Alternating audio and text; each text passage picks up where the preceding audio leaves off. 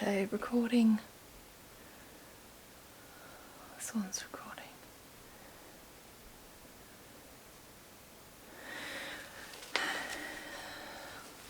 Hi everybody, it's Charlotte Nash here, and I actually started out trying to make a video about how I wrote 4 books and a thesis in the 4 years after I had a baby.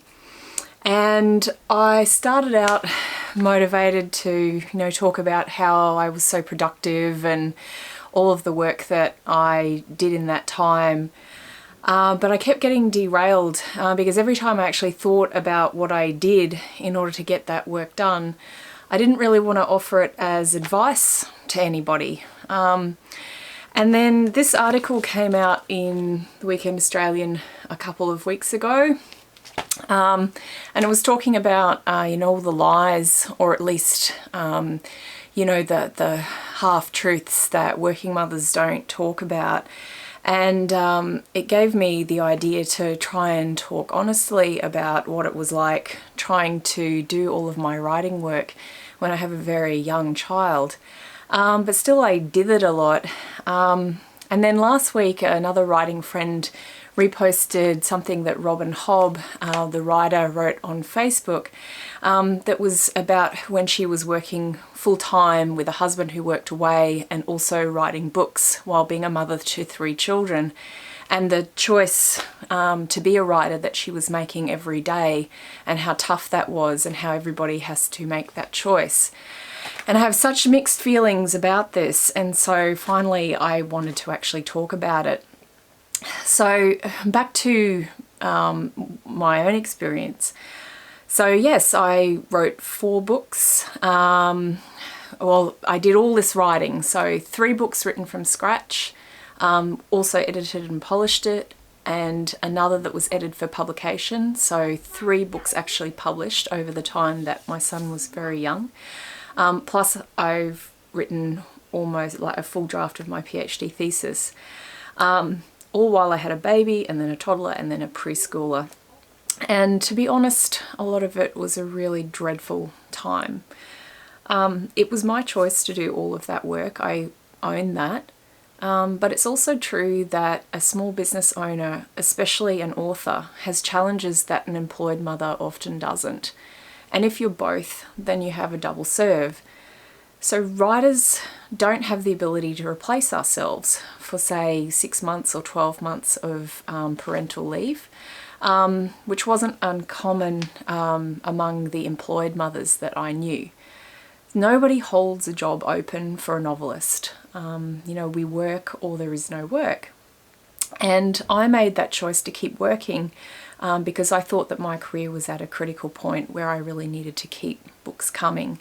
I had this twin driver, the carrot of wanting my writing career and the stick of the commercial reality of not wanting to become irrelevant. Being a novelist is a serious and professional career. And even though in popular culture we're often seen as hobbyists or spare timers, this really isn't true. We are small businesses operating on the output of one non-replaceable person. And what that meant for me was that I worked whenever my son napped, and often when he was feeding too, which meant that I was always on. And that I did over pretty much alone over the first year. And from the second year, I employed a private babysitter for about 12 hours a week. So work time was extremely precious, trying to do essentially 2 full-time jobs in that amount of time, plus evenings and weekends, doesn't leave you much spare. Unless you're lucky as an author, you don't have the kind of wages or the regularity of income to cover care. And so what happened? I accumulated a hideous sleep debt at night, which I never tried to catch up, because of this work drive occupying all of the times that I could have caught that up. There were other significant issues too that affected sleep and finding supports, and that I'm absolutely not going to go into here. But what mattered was that because my son didn't sleep through until nearly age 3, I became so sleep deprived that I was producing terrible work, no matter what I touched, whether that was my creative writing or my PhD study. And I really didn't realize it until I started to recover my own sleep. It was such a distorting lens to be in. I had many, many incredibly low days, very few supports in that time, and it often felt incredibly isolating.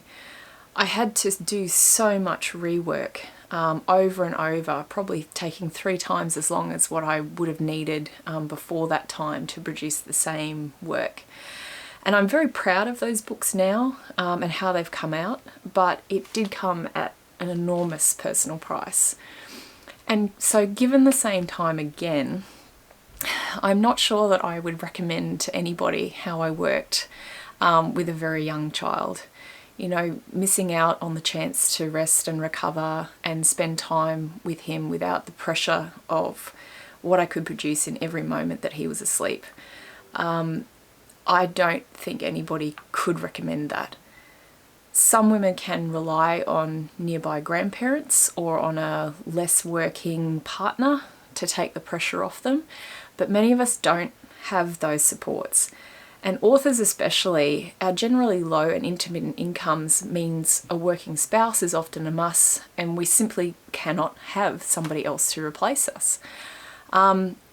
And even our spouses, who are however supportive, such as mine is, those spouses tend to end up then with the protected work time because their incomes are so crucial, and we don't get that same thing.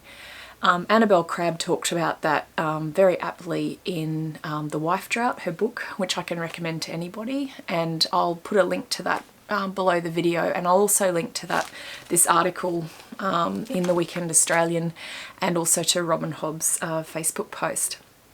What I think is that too often we're really unprepared to talk about how difficult these working circumstances are for us, and I mean that mothers in general, but specifically for writers as well. I write because I love to write, and just as many women love their jobs or need their jobs for financial or personal reasons. And for goodness sake, we shouldn't need to justify our need and want to work anyway, because nobody would ask that of a man. But love doesn't make the job easy. It just makes a job that you're willing to struggle for. And the question is, I think, where is that line of struggle for a working mother?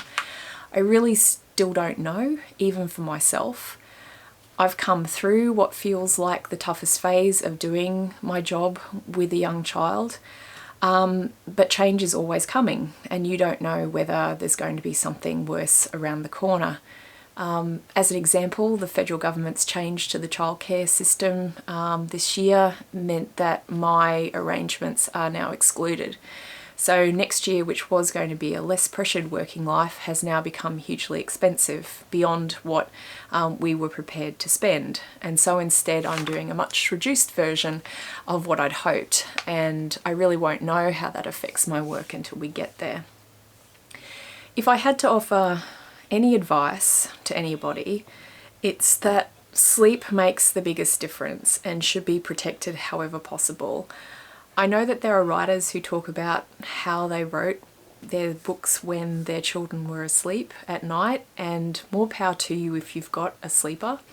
However, most parents know that this can be so far outside of your control, you can't count on it. I could also recommend to anybody who's struggling with this and maybe also other issues of mental health to check out Maggie Stiefvater's great advice about dealing with writing on really bad days. Again, I'll link to that below. But ultimately it seems all to boil down to a very bald truth, which is that there are going to be really bad times as a writer with a baby or a young child, and possibly years of bad days that may not have the silver lining to justify them afterwards. And it's an ongoing choice of where you draw your own line. I think that's really sort of what Robin Hobb was talking about in her Facebook post. But the flip side is that there's also a huge danger of making yourself a martyr on the altar of your art. I'm going to link to an article by Peter Ball, who's written about the tendency of writers to make martyrs out of themselves before, and I think it's a really great thing to consider. I think sometimes just being aware that you are actually making that choice to continue to write despite all of this is the most you can do. And when you have the capacity, because Lord knows I don't have it yet, when you have the capacity, then campaigning for socially improving the working situation for all parents is what needs to happen. You know, we need men to be able to step out as we step in so that we're meeting in the middle and it's not always us stretching all the way. We need the work day and year to be better aligned with the school day and year. We need institutions that claim to be equal opportunity to be advertising job share and part-time roles as much as they're advertising full-time roles. You know, and some of these things are starting to happen, but we're really a very long way from a time when we don't tell lies about what it's like to make these choices and to be a working writer and a mother, or any other profession in this day and age. That's all I've really got to say on this, but I'm going to send best wishes to you if this is what you're doing too, and keep talking about it.